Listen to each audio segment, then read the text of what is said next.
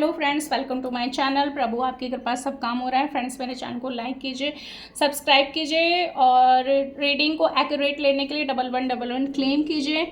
तो अगर आपको कोई भी सिचुएशन में आप स्टक हैं और आप कोई भी बात अगर आप किसी को बोल नहीं पा रहे हैं और उसमें निगेटिव है, कंफ्यूज है, तो ये हीलिंग मैसेज हम आपके लिए लाए हैं। आपके जो क्वेश्चन है उससे ही ये रेजोनेट हुई रीडिंग है। आप लोग की एनर्जी बेस्ड मैंने ये रीडिंग की है। ये रीडिंग आपकी कहीं ना कहीं मेडिटेशन का काम करेगी। आपको किसी भी सिचुएशन में जो भी आप स्टक है उसमें आपको ये सोल्यूशन का काम करेगी। तो ये मैंने आपके लिए ये जो रीडिंग बनाई है, जब भी आप इस आपके पास से होके गुजरेगी तो कुछ ना कुछ आपको रेजोनेट ज़रूर होगा। ये कलेक्टिव बेस्ड रीडिंग है। तो आपको भी आपको डिसीजन पे अपने काम करना है। आपका जो भी डिसीजन होगा वो कहीं ना कहीं मुझे चैनल्ड हो रहा है। वो डिसीजन लेने में आप लोग बहुत ही अप डाउन करते हैं डिसीजन में, और डिसीजन आपके सही नहीं होते हैं। तो ये कहीं ना कहीं हम आपको गाइडेंस देंगे। डिसीजन में प्योरिटी लाइए। डिसीजन को करने में आप किसी भी अच्छे इंसान से उस पर काम कर सकते हैं और उस पर उसमें एक सोल्यूशन निकाल सकते हैं। और आपकी जो भी इमेज है उसका सोल्यूशन अच्छे से निकालना है। जो भी आपका सोल्यूशन है, जो भी आपकी एक क्रिएटिविटी है, उस पर सोल्यूशन अच्छे से निकालना है। चीज़ों में रिट्रेट नहीं रहना। कोई भी चीज़ होगी तो उस पर कहीं ना कहीं कोई एक नेगेटिव फैक्ट्स नहीं रखना है। जो भी चीज़ें हैं उस पर काम करते जाना है।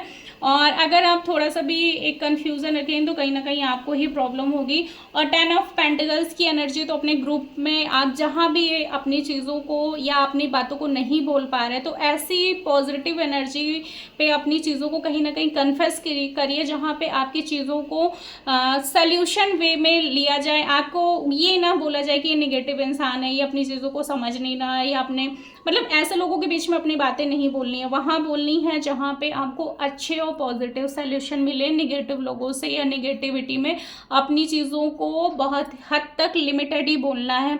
और की एनर्जी में नहीं रहना है। जैसे 7 ऑफ पेंटिकल्स की एनर्जी है, यह इंसान कहीं ना कहीं दुखी है, ग्रोथ के बाद भी दुखी है, तो आप अपनी ग्रोथ में कहीं ना कहीं यूनिवर्स को थैंक्स बोलें। और उसमें ये ना करें कि ये काम मेरा नहीं हुआ, जितना हुआ है उतने के लिए थैंक्स बोले। तो आगे आप इस एनर्जी में जो आप लोग काम होने के बाद भी मुझसे वही क्वेश्चन रिपीट करते हैं तो वो मुझे चैनल्ड हुआ है कि 9 ऑफ सॉर्ड्स उस निगेटिव जितना काम हो गया उस पर नहीं काम करते, बाकी जो नहीं हुआ है उस पर कहीं ना कहीं स्ट्रेस फील करते हैं। इसलिए आपकी रुकावटें काम में आती हैं।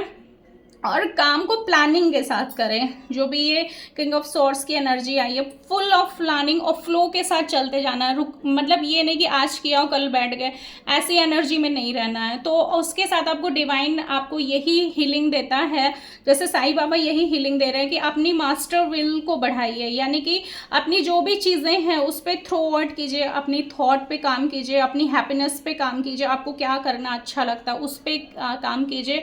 और अपनी जो भी आपके प्रोमिसेस हैं, जैसे कि आपने खुशी के समय जिस पल पे भगवान से जो भी विश मांगी थी उसको पूरा कीजिए, उसको पूरी तरीके से करने की कोशिश कीजिए।